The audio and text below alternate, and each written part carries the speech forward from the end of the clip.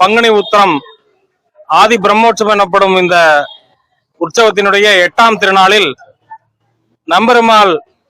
எல்லைக்கரை இன்றைய தினம் எழுந்தருளி இருக்கிறார். அந்த எல்லைக்கரை மண்டபத்தில் இருக்கும் பொழுதே இந்த ஊரில் முகமது பின் துக்ளக்கினுடைய படைகள் பூந்து இந்த நகரத்தை நிர்மூலமாக்கிய போது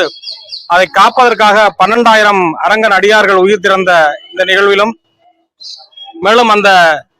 சுல்தானை வெள்ளை கோபுரத்திலிருந்து கீழே தள்ளி தானும் தன்னுயிரை மாய்த்த தெய்வீக தேவதாசி தாய் வெள்ளையம்மாள் அவர்களுடைய நினைவை போற்றுமர்களும் இந்த ஒரு தியாக வரலாற்றை போற்றும் வகையில் ஸ்ரீரங்கவாசிகள் மற்றும் அனைத்து பக்தர்களும் சேர்ந்து இந்த தீப அஞ்சலி நிகழ்ச்சியானது நடைபெற்று வருகிறது.